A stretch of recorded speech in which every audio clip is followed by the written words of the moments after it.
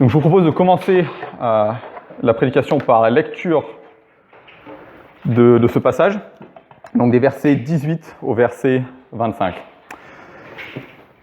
Serviteurs, soumettez-vous avec le plus grand respect à vos maîtres, non seulement à ceux qui font preuve de bonté et de douceur, mais aussi à ceux qui ont l'esprit pervers.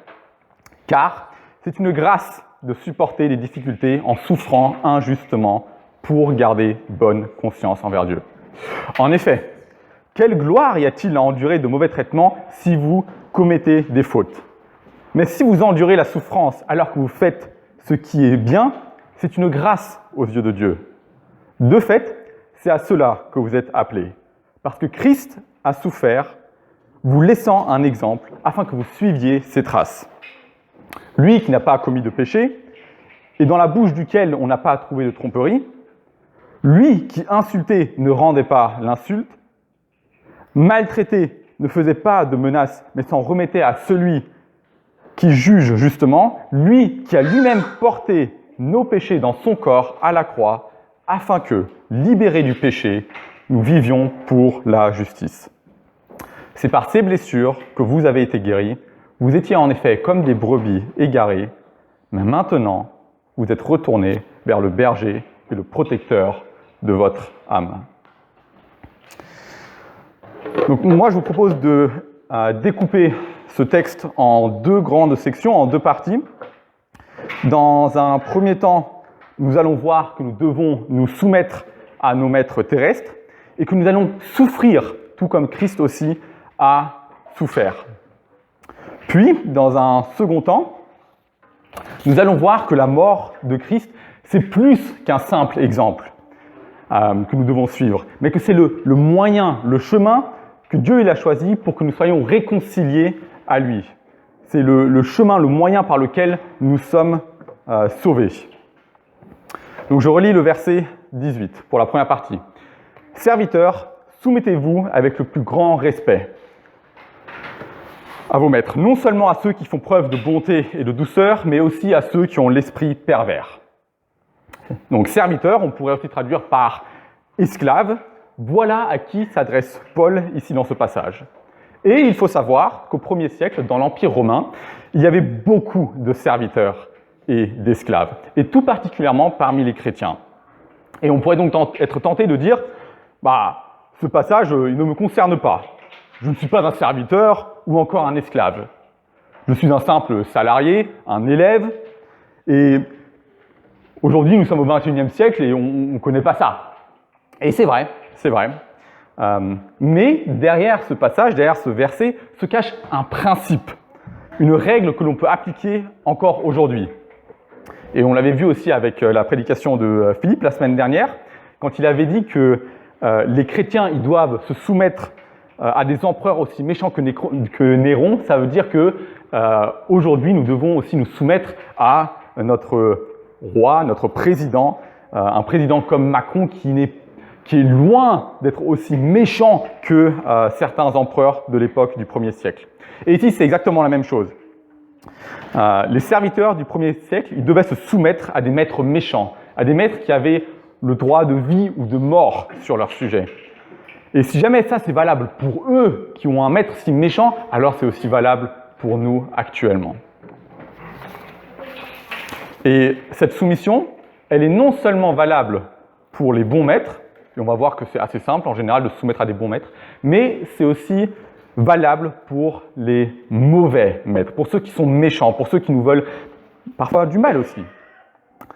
Alors moi, quand j'étais en primaire ou encore au collège, on avait régulièrement des punitions collectives, où l'ensemble de la classe a été puni pour la faute d'une seule personne.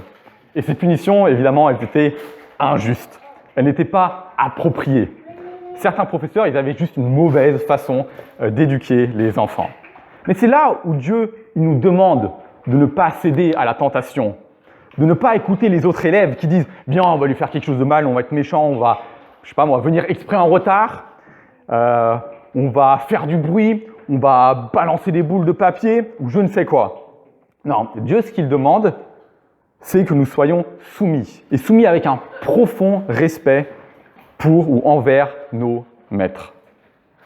Donc c'est valable pour nos professeurs à l'école, mais c'est aussi valable, et Philippe l'a dit à l'instant, c'est aussi valable pour nos chefs au travail. Si tous les salariés ils crachent sur le chef, eh bien il ne faut pas participer à leur jeu, mais il faut rester soumis à son maître. Et cette soumission, elle ne devrait pas juste être visible à l'extérieur. Ce n'est pas une soumission juste extérieure, mais c'est une soumission aussi du cœur. Tout notre être devrait être soumis à notre maître.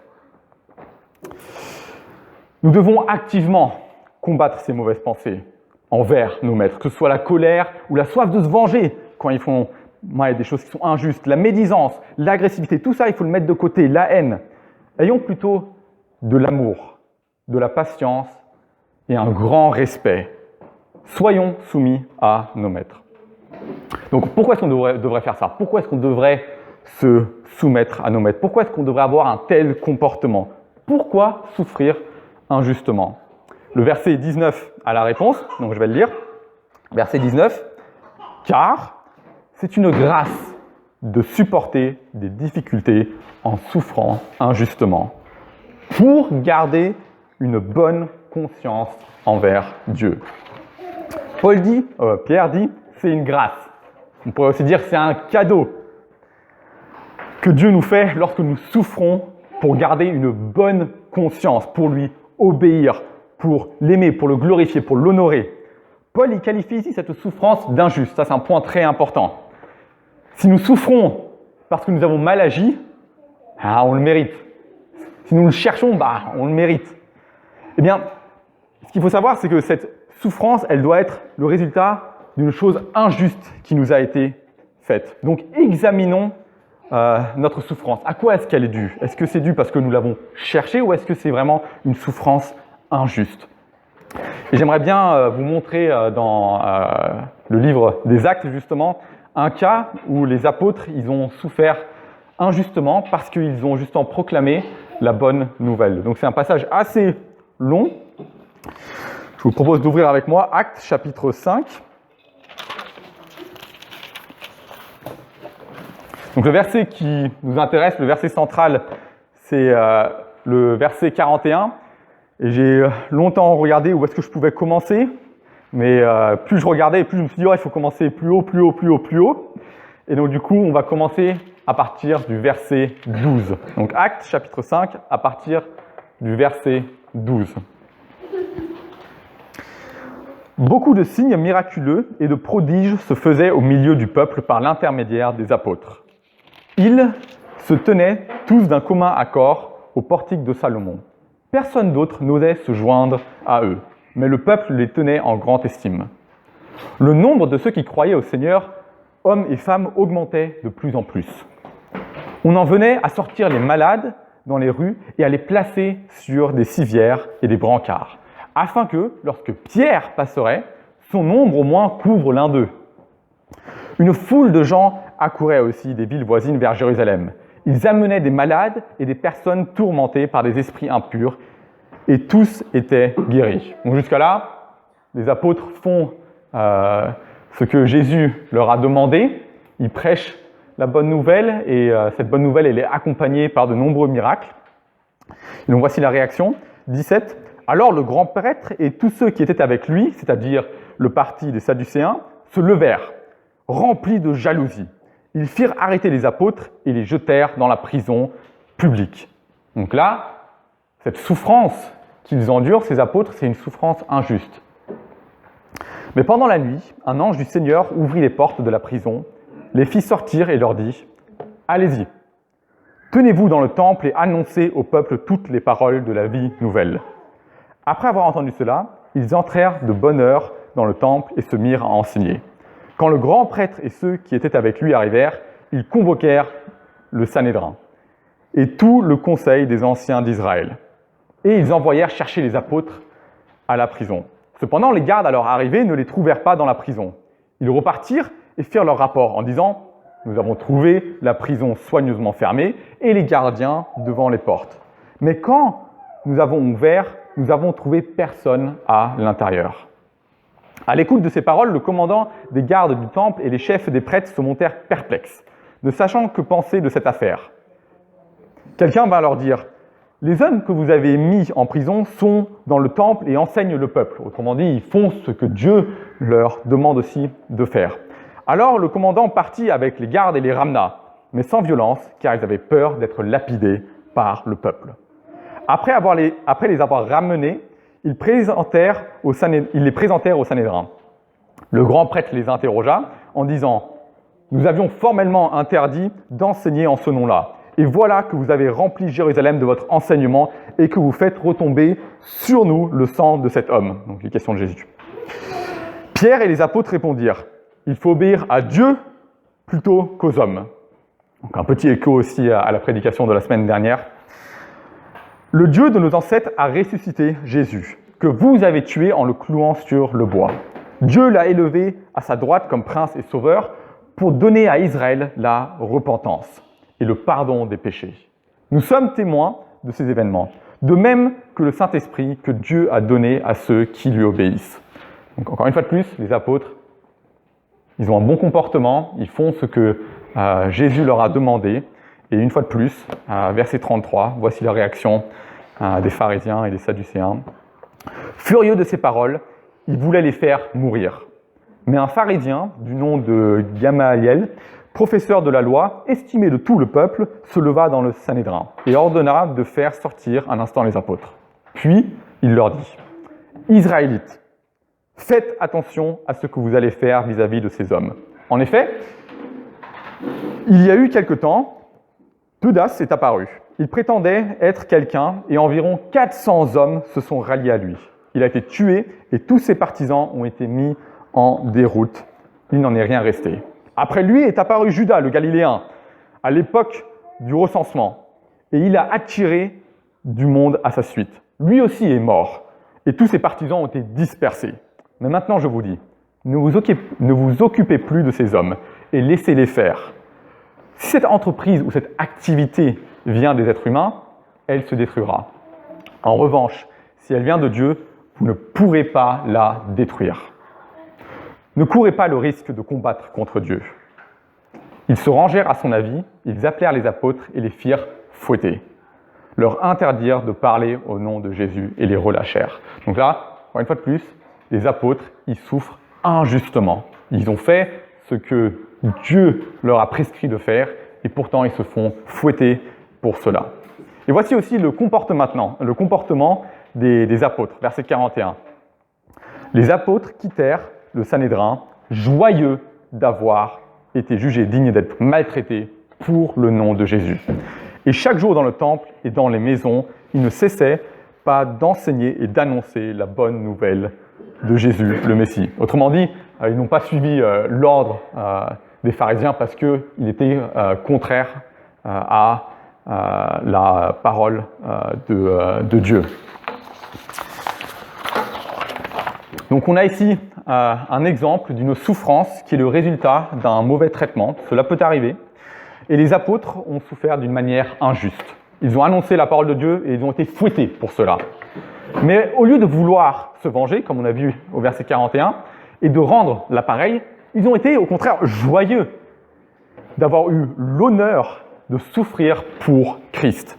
Et c'est aussi justement l'enseignement du prochain verset dans 1 Pierre, le verset 20, où il est dit, en effet, quelle gloire, on pourrait aussi dire quel honneur y a-t-il à endurer de mauvais traitements si vous commettez des fautes.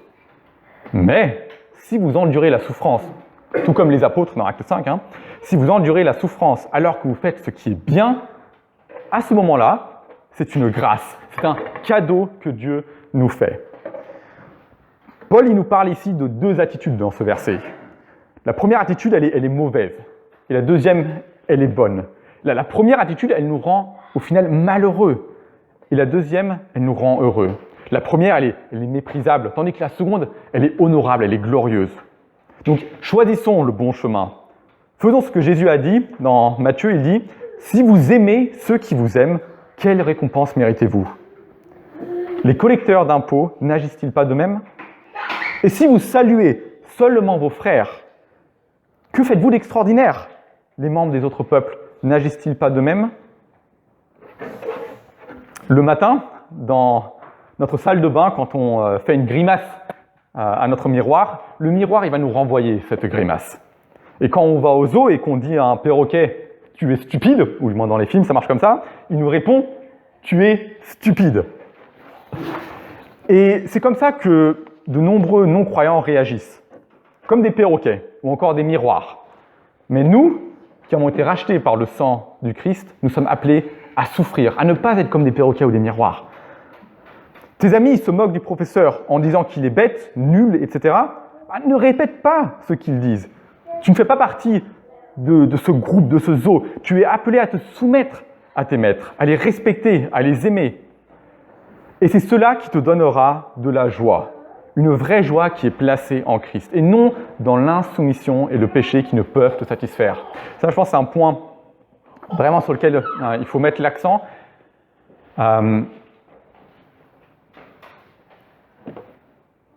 Pécher en méprisant son maître, peut-être que ça peut donner une petite satisfaction pendant quelques secondes, quelques minutes, mais même cette satisfaction, au final, quelque part, on ne l'aime pas. Ce qui nous donne vraiment de la joie, c'est ce pourquoi on a été appelé, c'est souffrir indignement, souffrir alors que nous avons bien agi. Et c'est là où on va continuer avec le verset 21. De fait, c'est à cela que vous avez été appelés, à avoir cette bonne attitude. Parce que Christ aussi a souffert pour nous, vous laissant un exemple afin que vous suiviez ses traces. Christ a souffert pour nous montrer comment nous devons nous comporter. C'est notre exemple ultime. Il s'est fait chair afin que nous puissions voir comment nous devrions vivre. Paul, il dit aux Corinthiens qu'ils sont censés l'imiter, tout comme lui aussi, il imite Christ. C'est un enseignement qu'on voit à travers toute la Bible. Nous, qui sommes chrétiens, nous sommes appelés à imiter Christ, à le suivre dans sa souffrance. Il n'y en a pas un parmi nous qui soit moins concerné que les autres. Les pasteurs, les diacres ou encore les autres membres, ils ont tous reçu le même appel. Celui d'imiter Christ et de suivre Christ dans sa souffrance. Et encore une fois plus, une souffrance qui est due non pas parce que nous l'avons cherché, mais c'est une souffrance qui résulte d'une injustice que l'on nous fait à nous. Ouais. Donc, je vais continuer avec les versets 22 et 23 qui montrent l'exemple parfait à devoir suivre, qui est Christ. Donc lui, Christ, qui n'a pas commis de péché, et dans la bouche duquel on n'a pas trouvé de tromperie, lui qui insultait ne rendait pas l'insulte. Donc on a ici vraiment cet exemple où Christ n'est pas un perroquet, c'est pas un miroir qui va juste se contenter de rendre « Ah, tu m'as insulté, moi je t'insulte aussi ». Non, il ne faisait pas de menaces, mais il s'en remettait à celui qui juge justement. Il s'en remettait à Dieu. Au final, ce n'est pas à nous de juger, ce n'est pas à nous de se venger. La vengeance, elle appartient ultimement à Dieu, et c'est Dieu qui s'occupera de faire justice, quand bon lui semblera. Donc voici le comportement que nous devons imiter, celui de Christ. Si on t'insulte, n'insulte pas en retour. Si on te traite mal, ne te venge pas. Ne désire même pas la vengeance, mais plutôt la réconciliation. Christ, c'est l'exemple parfait de la soumission, et il nous appelle à le suivre dans cette souffrance. Et le fait de souffrir pour Christ, alors que nous ne méritons pas cette souffrance, c'est aussi une façon de témoigner envers les non-croyants. C'est une façon de se démarquer aussi du comportement des non-croyants. Et au final, de peut-être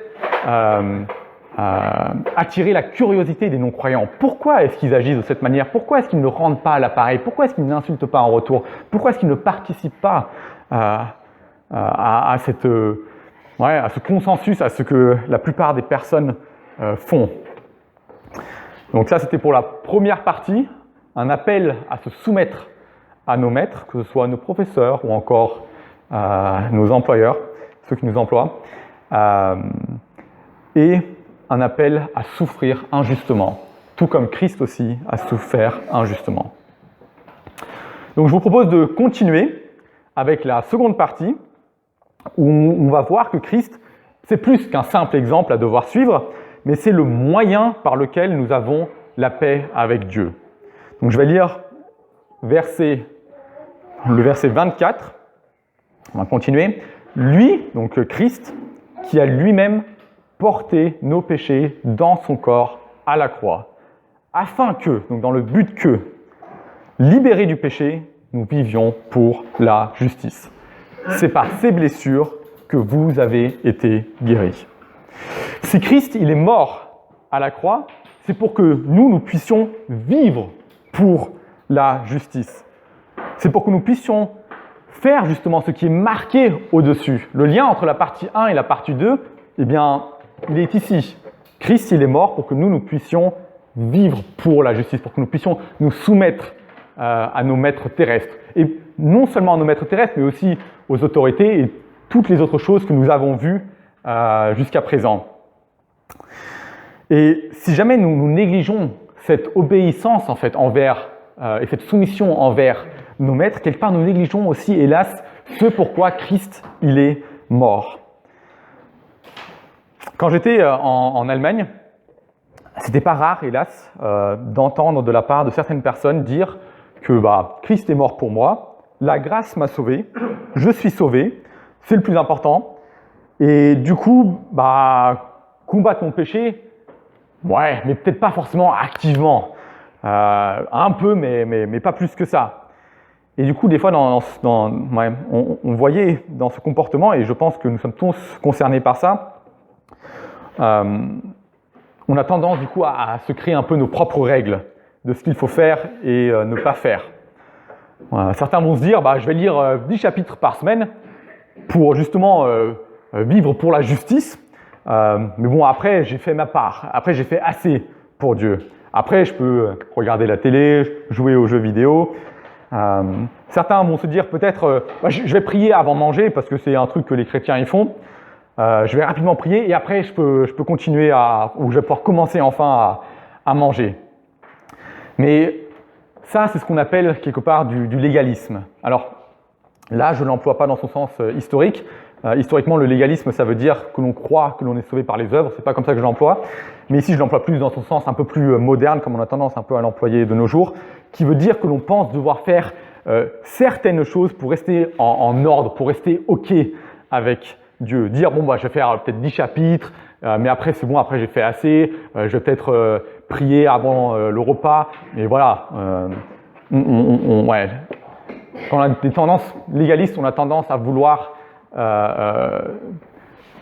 se dire je vais respecter une partie de la loi. Alors que Dieu, non, on a été appelé pour vivre selon sa volonté, pour faire sa volonté et pour mettre en pratique toute la loi, pour obéir à toute la loi. Il ne faut pas chercher à se dire je vais faire ceci, cela et après ça suffit. Essayons de faire tout, l'ensemble. Évidemment, si jamais nous n'y arrivons pas, et tous les jours nous péchons et nous n'arrivons pas à accomplir et à tenir parfaitement la loi, et c'est pour ça que Christ est mort aussi, mais nous avons un défenseur auprès du Père. Nous avons Jésus-Christ qui est à la droite du Père pour nous défendre si jamais nous péchons. Et nous avons besoin de Jésus parce que nous péchons tous les jours. Ouais. Par définition, quelqu'un qui tend vers le légalisme, qui se dit je vais juste respecter une partie de la loi, au final, il néglige la grâce de Dieu, il néglige ce pourquoi Christ il est mort. Donc, essayons d'obéir à ce qui est marqué au-dessus de ce verset 24. Essayons de nous soumettre entièrement à nos maîtres, et non seulement à nos maîtres, mais aussi aux autorités. Et cette force, elle ne doit pas venir de nous-mêmes, elle ne doit pas venir de notre nature pécheresse, mais elle vient de la grâce, de la même grâce qui nous a aussi sauvés, de la même grâce qui nous a aussi donné la foi, qui nous a justifiés. Si nous obéissons à la loi, ce n'est pas pour être justifiés, mais c'est pour plaire à Dieu, pour avoir une conscience irréprochable devant Dieu. Et comme déjà dit, hélas, nous n'y arrivons pas, nous péchons tous les jours, et c'est pour ça que nous avons Jésus, et c'est pour ça que nous avons besoin encore de Jésus aujourd'hui pour nous défendre auprès du Père. Deuxième histoire, aussi en Allemagne. Dans le village où j'étais, il y avait une petite église qui appartenait à l'église protestante d'Allemagne. C'est un peu, on pourrait le comparer un petit peu avec l'église catholique ici en France, sauf qu'évidemment l'enseignement était celui des protestants. Et cette église, elle avait un pasteur, un révérend, qui avait été embauché par l'État pour s'occuper de cette petite paroisse. Et régulièrement, avec Philippe et Yannick, mes frères, on jouait le dimanche après-midi au foot avec lui. Et donc forcément, on parlait aussi de l'Évangile. Et un jour, en discutant avec lui, je me rends compte qu'il ne croyait pas en la substitution pénale. Donc, qu'est-ce que la substitution pénale? En une phrase, la substitution pénale, c'est la doctrine selon laquelle Christ, il a été puni à la place des pécheurs. Il s'est substitué. Il y a eu un remplacement qui a eu lieu. Et ce remplacement, il a eu lieu pour satisfaire les exigences demandées par la justice de Dieu. Dieu, il a demandé un agneau parfait, un agneau sans péché. Et c'est pour ça que Christ, il a dû se substituer à notre place. Il a pris notre place. Voilà pourquoi est-ce qu'on parle de substitution pénale. C'est que le but de la substitution pénale, c'est qu'au final, nous soyons pardonnés, lavés de nos péchés. Et c'est justement aussi le sujet de ce texte, la substitution pénale. Et comme c'est un enseignement qui, hélas, des fois, peut être un peu mal compris, ou des fois même complètement, dans le cas de mon révérend en Allemagne, n'est pas cru. Je pense que c'est bien qu'on en profite aussi pour discuter un petit peu dans ce passage. Donc, nous allons voir dans ce texte, dans celui de Pierre, mais aussi celui de Ésaïe qu'on a lu précédemment, que la substitution pénale, elle est bel et bien enseignée dans l'Écriture. Donc, le premier indice, il se trouve dans notre verset, dans le verset 24, où il est dit, au début, donc Christ, il a porté nos péchés dans son corps à la croix. Donc ça veut dire que nos péchés, ils ont été attribués. Ils ont été, un autre mot aussi, un synonyme pour attribuer, ils ont été imputés à Christ. Christ, il les a pris sur lui.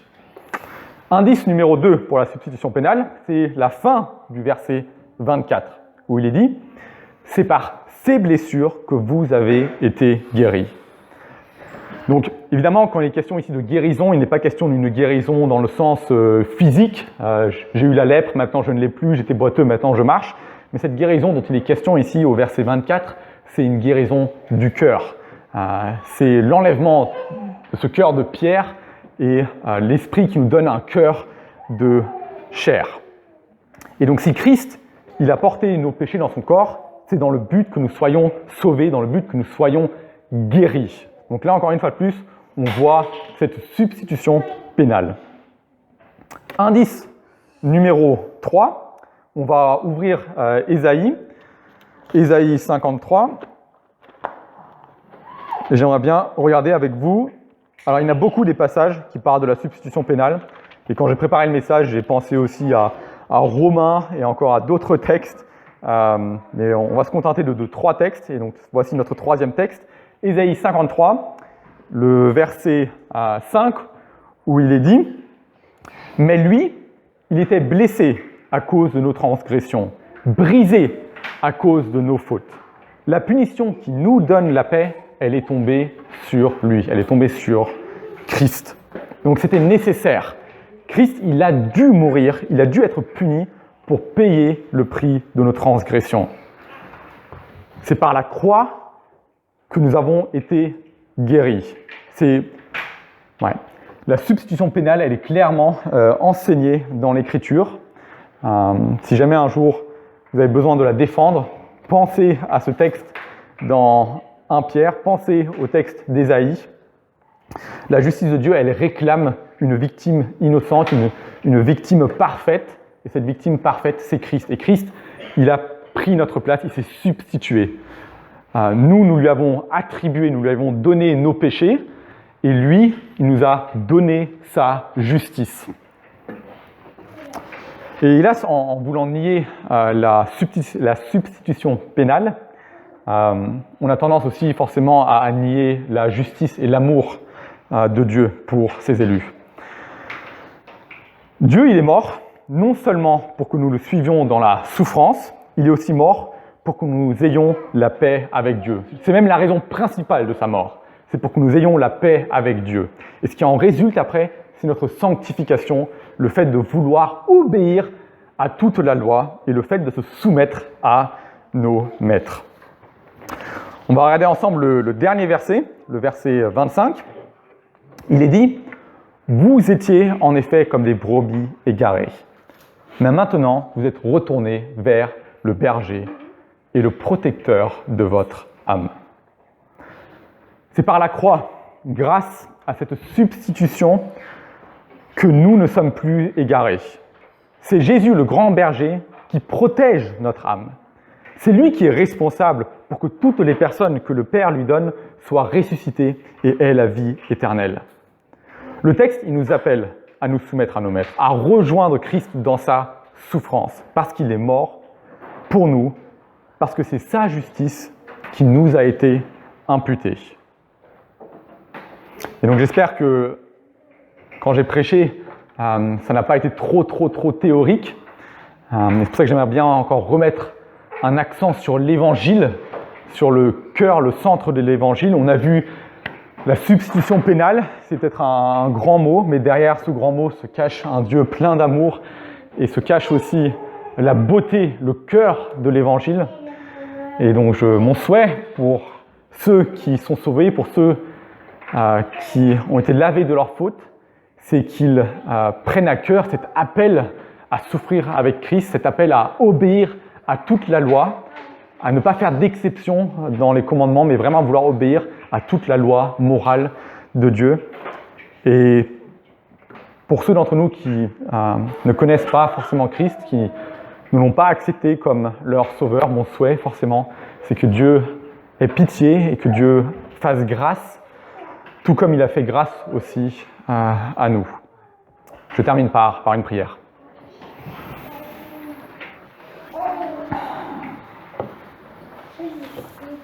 Seigneur mon Dieu,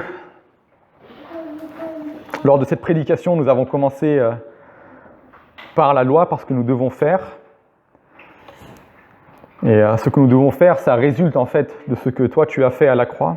C'est pour ça que dans ma prière, j'aimerais bien faire l'inverse et commencer par cette grâce que l'on voit à la croix. Seigneur, merci parce que tu as souffert d'une manière injuste à la croix. Merci parce que tu t'es fait homme, parce que tu as été prêt à être fouetté, parce que tu as été prêt à être craché dessus. Tu as tout supporté pour nous. Merci Seigneur pour ce cadeau. Et Seigneur, si jamais tu as fait cela, ce n'est pas pour que nous continuions à vivre comme nous avons vécu avant, mais c'est pour que nous puissions vivre pour la justice. Et dans le contexte de cette prédication, il est question de cette soumission envers nos maîtres. Je te prie que nous puissions dans les jours, dans les semaines, dans les mois et dans les années à venir nous soumettre entièrement avec un profond respect à nos professeurs, mais aussi à ceux qui nous emploient, à ceux qui nous ont embauchés, à nos maîtres terrestres, non seulement pour obéir à la loi, non seulement pour plaire aussi à nos maîtres, mais aussi pour obéir à toi et ultimement pour se soumettre aussi à toi, Seigneur. Parce que notre soumission envers toi, elle devrait aussi être reflétée dans notre soumission envers nos maîtres. Et Seigneur, c'est difficile, c'est compliqué de se soumettre en toutes choses. Et c'est pour ça que je te prie que tu nous fasses grâce, que tu nous donnes la force de tenir bon dans l'épreuve et dans ces différentes tentations, quand les employés nous disent que notre maître est mauvais ou quand les élèves disent que le professeur est mauvais, de ne pas céder, de ne pas être un miroir, de ne pas être un perroquet. Seigneur, donne-nous la force de tenir bon. Nous avons besoin de cette grâce qui non seulement nous a sauvés, mais qui est aussi donnée à nous, qui nous a été donnée afin que nous puissions obéir la loi. Et Seigneur, nous savons aussi que nous ne sommes pas capables d'entièrement obéir la loi parce que notre ancienne nature nous pousse encore à pécher. Et c'est pour ça que je te prie que nous puissions activement combattre le péché. Et si jamais nous péchons, Seigneur, que nous puissions nous repentir. Nous avons un avocat qui est auprès du Père, le Seigneur Jésus-Christ, qui est à la droite du Père et qui est là justement pour nous défendre et qui va nous défendre afin que nous ayons au final la vie éternelle, afin que nous puissions goûter au paradis avec toi. Amen.